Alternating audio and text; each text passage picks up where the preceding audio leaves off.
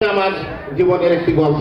মানুষের জীবনের যে সফলতা তার পিছনে অনেকে বলেন যে অনেক কষ্ট, অনেক পরিশ্রম, অনেক অধ্যবসায়। আমি এটা মনে করি না। মানুষের কয়েকটি গুণ যদি সে ধরে রাখতে পারে, যত কষ্ট হোক যদি সে ধরে রাখতে পারে, আমি বিশ্বাস করি সে তার লক্ষ্যে পৌঁছবে। সালটি হল 1983, 1983 সাল। আমি রাজশাহী ইউনিভার্সিটির ছাত্র, পদার্থবিজ্ঞানের ছাত্র। আমি মাস্টার পরীক্ষা শেষে ঢাকাতে আসি।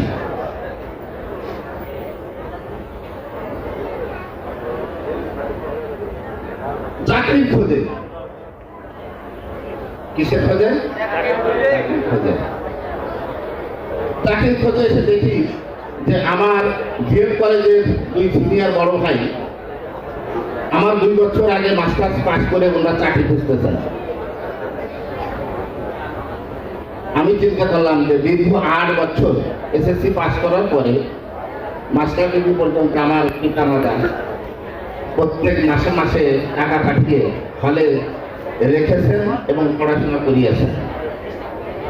আর এখন পরীক্ষার শেষে আরো 2, 4, 5 বছর টাকা বাড়ি থেকে আনবো আর চাকরি করবো, এটা সম্ভব না।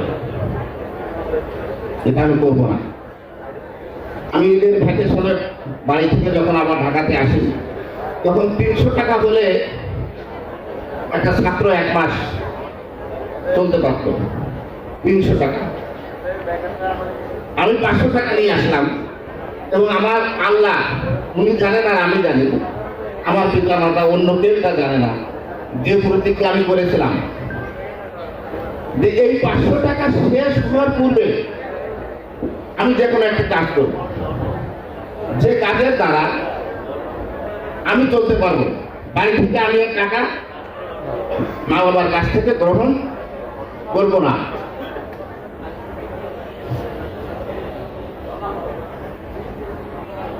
আমি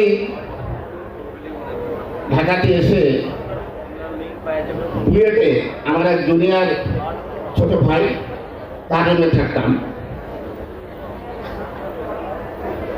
আমার সেই 500 টাকা থেকে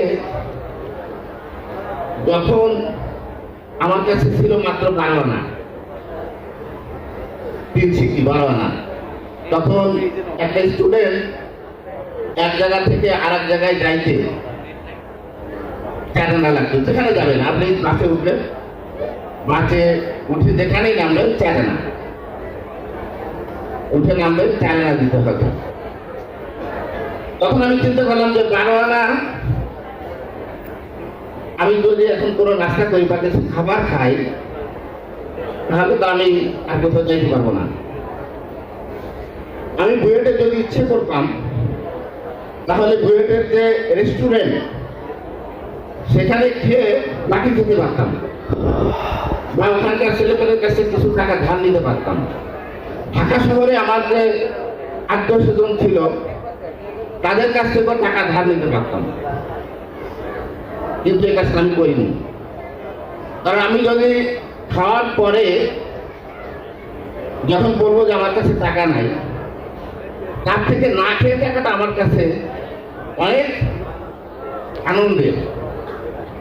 আর ওই বাকি খাওয়াটা তার কাছে বলা যে আমার কাছে টাকা নাই, এটা হচ্ছে আমার কাছে অনেক লজ্জা।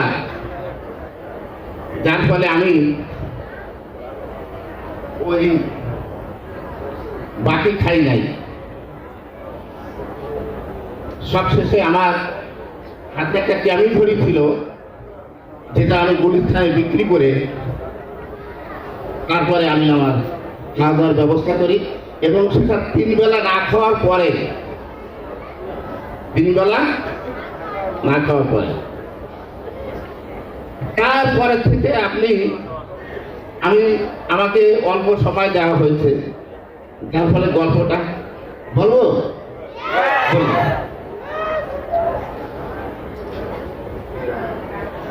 ডক্টর মকবুল আহমেদ খান, উনি বাংলাদেশের তখন 35 বছরে উনি বাংলাদেশ গভর্নমেন্টের একজন কনসালটেন্ট ছিল।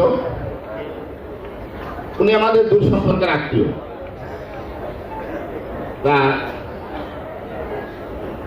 বিপিএমআই নামে একটি ফান্ড ছিল, যেখানে আমি যেতাম যে কর্মের সন্ধানে বা চাকরির সন্ধানে, ওখানে গিয়ে বসতাম। তো আমি পরের দিন যখন যে অফিসে বসছি, তখন অফিসের যে পিয়ন সে আমাকে বললো যে স্যার, ডক্টর খান আপনাকে ডাকে।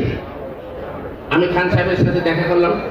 উনি আমাকে বললেন যে আচ্ছা,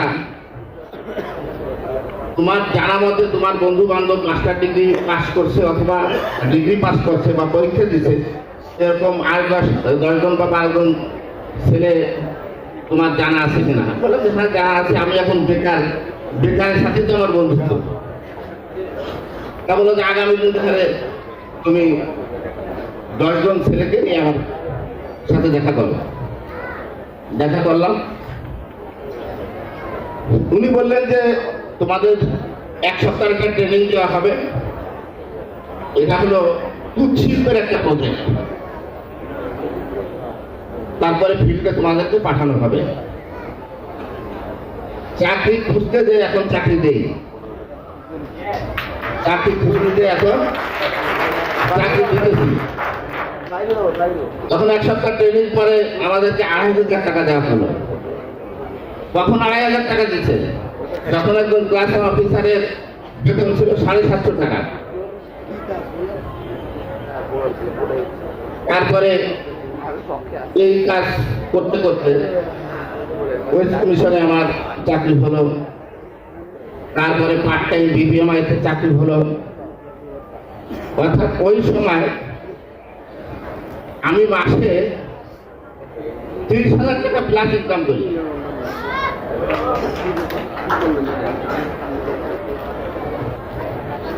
$30,000 টাকা প্লাস ইনকাম করি। ক্লাস অফিসারের বেতন 1200 থেকে 1300 টাকা সর্বসাকুল্যে। তারপরে ওখান থেকে খাদ্য বিভাগে কিছুদিন চাকরি করার পরে আপনাদের কাতারে আসার সুযোগ আল্লাহ পাক রব্বুল ইজ্জত আমাকে করে দিলেন। আপনারা যে উদ্যোক্তা, একটা চাকরি হচ্ছে অনেকটা আমি মনে করি যে চাকর, চাকরিজীবী চাকর, আর আপনারা হচ্ছেন উদ্যোক্তা, সমাজের শ্রেষ্ঠ সন্তান, দেশের শ্রেষ্ঠ সন্তান। আমি তখন ব্যবসা শুরু করি, এরপর থেকে আমার আর পিছিয়ে ফিরে তাকাতে হয় নাই। আমার গ্রাফ ছিল সর্বদা স্কাই দিকে, আকাশের দিকে। কখনো আমার গ্রাফ এরকম ডাউন হয় নাই।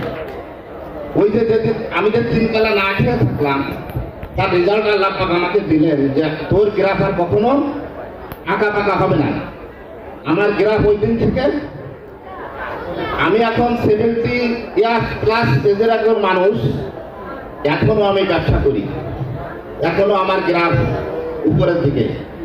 আপনারা যে টিএনসি পরিবারের সম্মানিত সফল সন্তান, আমি এই টিএনসি পরিবারের একজন সফল মানুষ। আমি সেই দীর্ঘ 17 থেকে 18 বছর এই টিএনসি পরিবারের সাথে জড়িত, এবং টিএনসি পরিবারের সাথে জড়িত থাকার সুবাদে আমি যত টাকার মালিক হই, যত বড় ব্যবসা করি, আমি এটাকে টিএনসি পরিবারের সাথে যুক্ত থাকাটাকে তার থেকে অনেক বেশি প্রেস্টিজিয়াস মনে করি।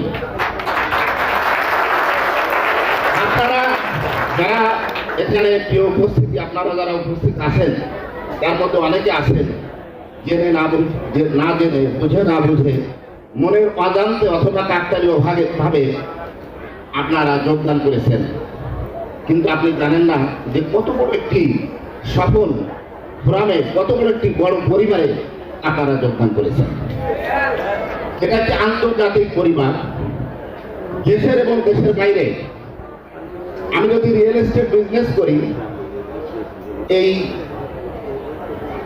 বাজারে এসে যদি আমার কাছে টাকা না থাকে, রিয়েল এস্টেট কোন একজন ব্যবসায়ীর কাছ থেকে আমার মনে হয় আমি টাকা চাইলে টাকা দিবে না।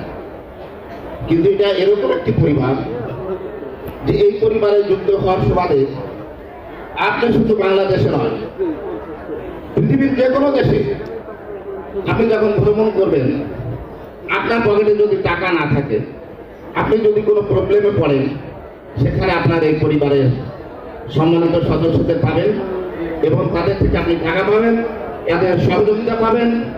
তারা আপনাকে কোন মার্কেটে মার্কেটিং করলে আপনার টাকা সাশ্রয় হবে, সেখানে তার গাড়িতে করে আপনাকে নিয়ে যাবে, মার্কেটিং করে দেবে। এটা এমন একটি মজার বিজনেস যে এখানে শুধু বিজনেসই না, আল্লাহ যেমন বলেছেন যে একজন সফল মানুষের যখন পূর্ণতা পায়, সফলতা পায়, তখন তার যেমন কোনো দশা থাকে না, চিন্তা ভাবনা থাকে না। টিএনসিতে যার সফলতা আছে তার মধ্যে এই ধরনের কোনো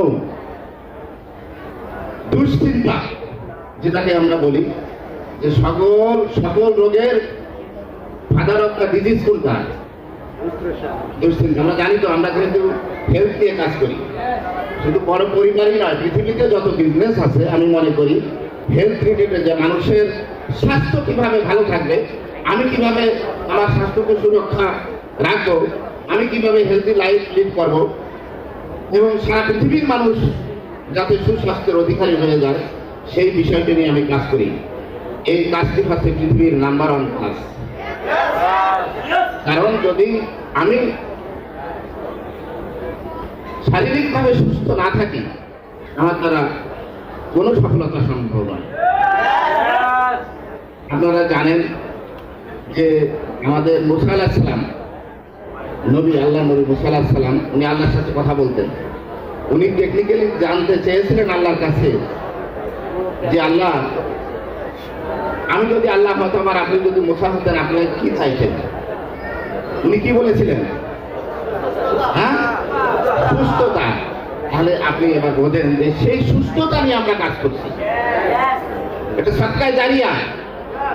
আপনি শুধু যে ইহকালে লাভবান হবেন তাই নয়, আপনার দ্বারা একজন উপকৃত হবে, এটা আপনি মনে করতে পারেন যেটা আপনি একটা সবের কাজ করেন এবং সৎকায় জারিয়া করলেন। অর্থাৎ ইহকাল এবং পরকালের সফলতা আমাদের ইনশাআল্লাহ নিশ্চিত। যারা আমরা এই ব্যবসায় সফলতা অর্জন করব, আজকে যারা এই যে আমি দেখতে পাচ্ছি পিছনে আছেন, আপনি এই মুহূর্ত থেকে সিদ্ধান্ত নেন যে আগামীতে আপনি এই হলের কোন জায়গায় বসতে চান। কি এই সোফাতে বসতে চান, না সোফার পিছনে, না স্টেজে আসতে চান? সিদ্ধান্ত আপনার। এখানে আছে পূর্ণ স্বাধীনতা। চাকরিজীবীদের ওই স্বাধীনতা নাই। আমার এক চাচা গড়িয়ে যাবে আমার সঙ্গে, সে আবেদন করছে যদি ছুটি মেহরবানি করে হয় তাহলে যেতে পারবে। আর আপনি শুধু মনে করবেন যে আগামী দিন আমি যাবো করিয়া, আপনাকে কেউ বাধা দিবেন না। আপনি যদি মনে করেন যে এই খেতে আমার ভালো লাগছে না, আমি এখন ইনালি বিচে ঘুরতে যাবো, যেতে পারবেন। এই পূর্ণ ফ্রিডম, এই স্বাধীনতা কি নাই টিএনসিতে? তাহলে আমরা এই টিএনসিতে সফলতা অর্জন করব, এই নিয়ে আমরা করতে পারি? করতে পারি? কে কে আসতে চান এই সামনের সারিতে? সবাই ইনশাআল্লাহ আমরা সবাই মিলে উইন সফলতা, সাকসেসফুল, আমরা সবাই সফল হব, একসাথে সফল হব। আমার একটি বিজনেস, অনেক বিজনেসে আছে যে আমার সমকক্ষ কেউ না হয়। টিএনসি এমন একটি বিজনেস যে আমি সফল হব, আমার ডাউন লাইন যারা আছে তারা যারা আরো সফল হয়, এর অর্থ হলো উনি সফল হলে আমিও সফল হব। এই যে সহযোগিতা, এই সহযোগিতা আপনি আর কোনো বিজনেসে পাবেন না। এই সহযোগিতা করার জন্য আপনার যারা আপলাইন আছে তারা এক হয়ে দাঁড়িয়ে আছে। আপনি যদি রাত 2টোর সময় ফোন দেন, দেখেন উনি ফোন ধরে আপনার সাথে কথা বলবেন। অন্য কোনো বিজনেসে আপনি এই সহযোগিতা পাবেন না। ফলে আমরা অত্যন্ত ভাগ্যবান যে পৃথিবীর একটি শ্রেষ্ঠ বিজনেস, আল্লাহ রহমতের বিজনেস, এবং যে বিজনেসের সফলতা আপনি দেখতে পাচ্ছেন।